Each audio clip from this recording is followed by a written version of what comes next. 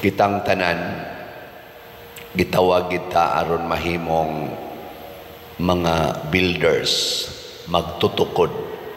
Muna sa atong unang pagbasa, si San Pablo niingon nga ang mga Hudiyo, ang mga dili Hudiyo, wa nay kalainan, pulos na gyud ta gitawag aron mahimong tigpalambo, tigpatunhay sa balay sa Ginoo. Gilingi ay mong tupad, inasige pa kag tukod, nasige pa karog tukod. Magtukod ra batag mga balay sa atong mga kaning nang-apply ron. Gatos na ra ba ni kapin ang nang-apply?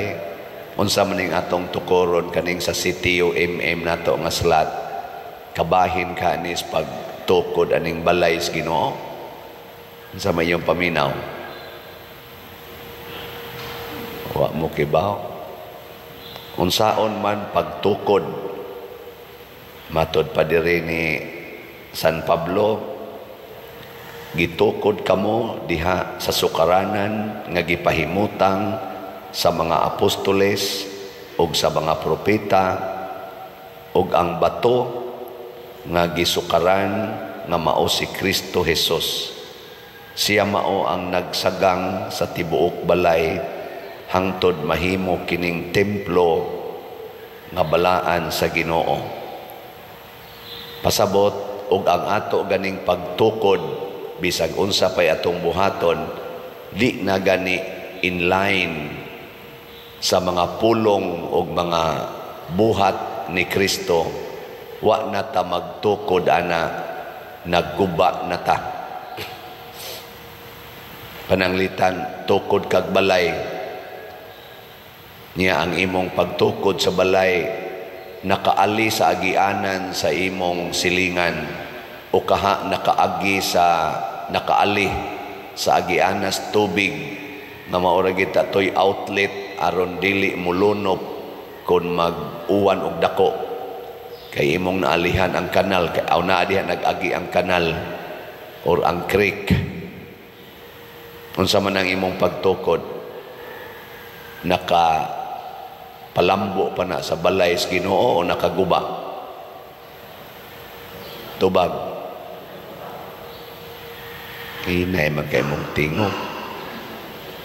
Tukod tag buildings, purting dagkuang buildings, kay ang tumong mag-produce tag mass production aron mahimot ang mga milyonaryo tungod sa dagko kayong kita, pero nakaguba sa atong ecology, labi na gyud sa atong ozone layer nga niresulta karon niining gitawag og global warming, nga ang mga bagyo, ang uwan makamatay na gyud maayo tungod kuno ni aning global warming. Mao man gisulti sa atong mahal nga presidente. Di na gini kapugngan kay epekto na ni sa climate change o global warming. Resulta man sad na sa atong mga dagko kay mga factories o mga sakyanan nga nagsigig aso. Nya unsa pa na nga pagka-build, unsa man na nga pagka-build nato, nakatukod pa na sa balay sa Ginoo o nakaguba? May man kay mong mutubag na yun. Kung ang imong gibuhat karon nakaguba sa imong buhok, sa imong kilay, sa imong naong, sa imong palupyan tube, naka-abortion na ka, nakalaygit na ka, aron lang yun masiksi kayo imong lawas, way magsigi og hasol nimong mga anak, imo nang gipalaygit ang imong lawas. Unsa man ang buhatan, nakatukod o nakaguba sa lawas ni Kristo? Sige kag palit og slot para sa SBF dag og sa CTO nabayran natong atong mga contractors na tukurag balay ang mga wagyoy balay, lipay na kay sila, wa na tay utang ngadto nila. Unsa man na, nakatukod o nakaguba sa balay sa Ginoo? Bahala mo diha. Unsa may mga timailhan nga ang kuan ang balay sa Ginoo nag-anam og ka tukod. Mao ni ang unang timailhan. Malipayon ang tao. Kay ang Ginoo naghatag magkaluwasan, siya may manluluwas, ang iyasang mga buhat makalipay.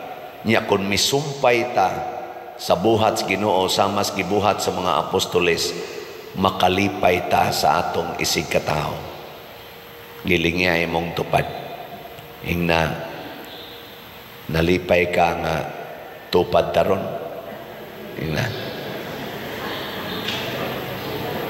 Ana, kung nalipay na siyang gatupad mo, pasabot ka na siya, imong tupad, nakasinati na nga ikaw, liwat ni Kristo. Kamong mga asawang ni aron dinhi, kamo lang, o kamong naminaw diha, tan-aw ron aning atong online. Nakalipay ba mo sa inyong mga bana? O nakaguol? Sige, pangutan na inyong mga bana, mga asawa, ina, dong, darling, honey, be, love, unsa pa ng inyong mga taho diha. Waman mi anay tawag-tawag sa mga madre, ang amo sister raman gyud og father. Kamo, tawag ko no ing nabi. Lipay pa kanako. Mingon na siya kanus apa ka kamatay buanga ka. Abasin, og mao na yang itubag, pasabot do na kay gibuhat nga nakapasakit niya. Unya unsa may imong gibuhat nga nakapasakit niya, nagbuhat kag dili subay sa kinabuhi og mga pulong ni Kristo, kay siya man mo'y cornerstone. Tuwa ka nagtukod sa layo, wa maigo, wa masumpay. Nang why consistency. Og daghan karon ang naingon ana nga imbis magtukod nagguba na hinoon. O kinsa may tigtudlo nato aron magguba ta ang yawa. Masudlan ganitas pulong sa yawa nga mao ang sala, mga guba gyud ang atong sitwasyon. Ang Pilipinas karon kada gyud uwan, kada bagyo naagyoy mahitabo nga mga baha, landslide, naanagyoy mga matay. Ngano ka nga ang Pilipinas nagtawag man unta nga the only Christian country in the Far East. 80% or 85% more or less sa atong population Katoliko.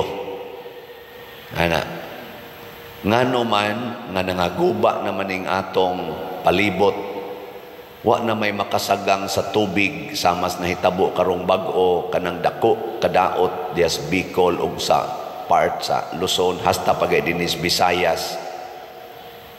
Tungod lang adtong Christine, nisunod pag ito niya itong bag-o pang niagi nga si Karina. Kana si Kuan, Sister Karina din buutan kay na muna'y atong leader sa katikista. Buutan kayo nga pagkaasawa, buutan kayo nga pagka-katikista, o atong servant din simbahan, choir pagyod. Naarang naong simbahan, pero mahimo sa day siyang bagyo, pertis ang bangisa. Kanasas Christine, sa kuy gagawng Christine, ang mga buutan man ng mga Christine, di ba? Kasagaras mga Christine, mga gwapa, mga buutan, basta nga lag Christine. Ana, lingiyay mong tupad, na Christine ka? Na. Mga gwapa, ako wa kay ko'y nailhan nga ginganlag Christine nga batignaong. Kabantay mo? Ambot og na timing lang sa katingali. Basig na say Christine nga. Aka na bang standards kalibutan ba nga bati? Pero unsay gibuhat ni Christine dito sa Bicol o kanang eastern part sa atong naning Philippines, pagkangilara gyud. Nangabungkag ang mga balay, mga sakyanan, mga anod, mga humayan, mga eskwelahan, mga malls, nangabungkag isod, tubig, porting, lapok, pastang hugawa. Nga naman, tungod kay ang atong nasod, ang labi na gyud ang atong mga leaders gisudlan sa pulong sa yawa nga mao ang sala. Naron ga naa tan-aw ta social media, siging hisgot anang dagko kayong mga kwarta nga nangawagtang, dagkong mga budget para sa lain-lain ato mga projects, labi na gyud aning sikat kairon na flood control. Ngiluhan ta magtan-aw sa ilang mga budget niya, magsige na yung pangita, hain naman ana, billions ang gihisgutan, dili millions. Ang atong mga leaders atong iampo kay murag ang ilang gihisgutan, sige lahi man nga isyo, dili man kaayo igo sa nihapak rog maayo nato. Nanasad ko'y nabatian, bisan dinis atong parokya, nanay nangamatay, tungod aning tulis. Gani sa Pilipinas, karon ko no, mga 4 na sad ka mga journalist ang nangamatay, ipang tulis, ipang patay. Nya, ang resulta sa kuang-kuan sa ato mga local officials, ning sugod na sa kuyanap ang drugas. Basin og dili na tubig ang mubaha na sad nato, basig mubaha na sad ang drugs. Lunupan kita sa mga krimen sa atong kwan lisura, no? Muluno pagid ang krimen, muluno pagid ang tubig. Atong iampo ng atong mga leaders nga atong gipili og mga appointed nga leaders sa nasod ug sa simbahan, kitang niya simbahan. Apil na gyud ko ana, magtukod unta ta pinasubay gyud sa pulong ni Kristo. Ug unsa may unang pulong ni Kristo nga ilang giawhag kanunay, nga mao sa gitudlo ni Kristo sa mga apostoles, isangyaw ang maayong balita. Ug unsa may maayong balita, unsa man lingyay mong tupad. Unsay maayong balita nga ang mga kabos maoy malangit, ang mga dato mamiligro sa impyerno. Munang niingon si Kristo siya mga apostoles, isangyaw ninyo nga bulahan kamong mga kabos, alaot kamong mga dato. Masayon pa sa kamilyo paglusot sa lungag sa dagom kaysa dato pagsulod sa ganghaan sa langit. Maunay maayong balita nga naman, kay kanimang kong pagkadato, jutay ra ang makapahimos ana. Kung maunay atong isigig sangyaw pagdato kamo, pila ragoy dato sa kalibutan, wa kaabot og 60% ang dato. Gani murag 80% or 90%, labi nagdinhitas Pilipinas magbase, pobre 10% or less than 10% ang atong tawgon dinis Pilipinas og dato. So dili gyud maayong balita nga pagdato kamo, di ginamayong balita nga ang dato mao'y maluwas, ang kabos mao'y maimpas. Para ni Kristo, bulahan kamong mga kabos, ngilingay mong tupad. Ing na congratulations, tanaw na ko mura mang kagkabos ug naong ana, ing na congrats nya mo sa kabos ko taon isa pila ihog ni moros kolekta. Di ba ana, kung kitang tanan mutuo ni ining maong ebanghelyo nga gipuy-an sa mga apostoles, gipuy-an sa mga santos ang kakabos, unsa may mahitabo, tan-awag unsay gibuhat sa mga apostoles, gasigig paambit sa mga nindot nga grasya ngadtos ilang isig katao, hasta pang ilang kinabuhi gipaambit. Nagpakamatay ang mga santos para sa ilang isig katao. Si San Simon, San Judas Tadeos ug uban pang mga apostoles sama ni Kristo nagpakamatay, wa magpadato sa ilang kaugalingon, nagpakamatay para sa ilang isig katao. Ngi kono be, kinsa ninyo dinhi ang andam ng magpakamatay para sa atong mga kabos nga kaigsuonan. Ta sa kamot. Di gyud mo pataas. Sa ato pa, dili ta mga builders, mga destroyers ta. Oh, di kita builders. Kaya ang atong koneksyon ngadto ni Kristo is death. Matod pa ni Kristo, kinsa tong mamatay uban kanako, mabuhi uban kanako. Di ganita willing magpakamatay para ni Kristo sa ato pa di ta makasumpay niya. Nganuman, kung mahadlok tang mamatay, naagitay tendency nga maniguro sa atong kaugalingon, bahala na ng uban.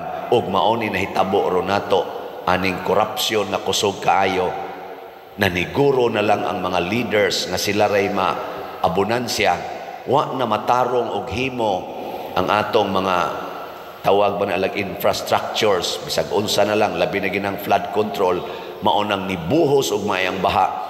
Millions sa atong mga kaigsuodan karon ang nag-antos niya ng grabing mga lapok og tubig nga wa pa mohubas hangtod karon. Nangadaot sila kay dunay pipila ka mga taong naniguro, apil na ning nagwali tingali. Ano ba? Kaya ako mong taga-ag second chance. Kinsa ron ninyo sugod karon andam nang magpakamatay para sa atong Ginoo nga si Jesucristo. Tas kamot, di ko magtanaw gina. Di ko magtanaw lagi. Lagi. Hala mo diay, di ko magtanaw. Nagtanaw ang Espiritu Santo nato, nagtanaw. Hinaut unta nga bisag wa ka mo isa sa imong kamot, ang imong kasing-kasing hinaut unta nga nag-ingon, yes Lord, magpakamatay nako para nimo. Nagpakamatay magika para nako, ako na bay di magpakamatay para nimo. Muna mga bana ay nagyud mo suko-suko sa inyong asawa, pagpakamatay sa inyong mga asawa. Mga asawa ay namo pagsigyaw-yaw anang inyong mga bana, pagpakamatay para sa inyong bana. Ana, mga ginikanan ay namo pagsigyaw-yaw, pamalikas, pamunog anang inyong mga anak, magagmay paintawon kaayo. Higugmaan na pakamatay mo ana, hilom lang hangtod mo mamatay. Ana. Mga anak ay sad mo pagsigig luod-luod anang inyong mga ginikanan, supak-supak, pamakak, kusmod-kusmod snaw, undak-undak anang tiil. Ayaw na. Pagpakamatay mo para sa inyong ginikanan. Mga parishioners ay namoglibak-libak sa mga pari. Magpakamatay na ta. O kamo di ay pakamatay mo para sa pari. Ihurot og palit og slat ang inyong nahibiling kwarta. Naron lipay ginang pari. Bahalag mga matay mo sa gutom. Nga ang pari sad di na gyud maghuna-huna nga unsa pay matigom nga kolekta nga ako gining maintinon ang akong income kada buwan. Magpakamatay na sad mi para ninyong mga parishioners. Bahalag wa na mikaon, basta ang kolekta ipahigayon gyud sa panginahanglan sa simbahan. Ang ato sa mga government officials magpakamatay unta para sa ato mga Filipinos. Bisag unsa pang klase sa Filipinos, nauyunan nila o wa mauyon ni, mibutar nila o wa mobutar.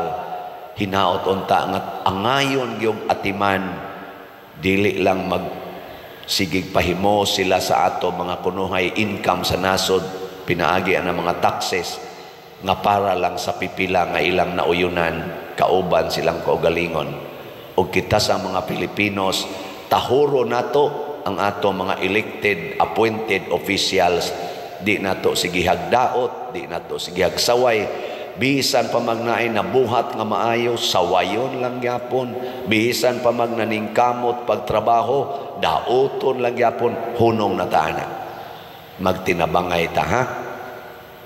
Gila katapos ang lingi sa imong tupad. Ang di mo lingi, nagsunod sa yawa. Sige, ingna imong tupad.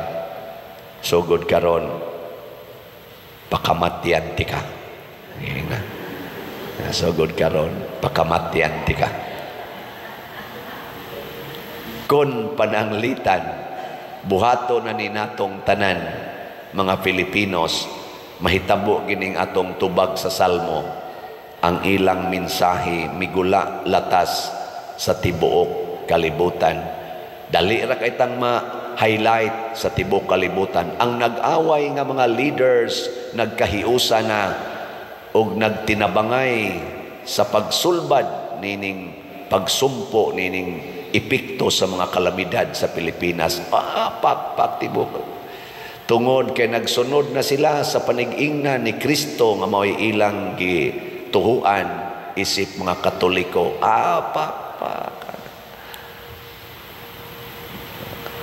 Mura pa mong nangaluya. Ginaya, manindog na ta.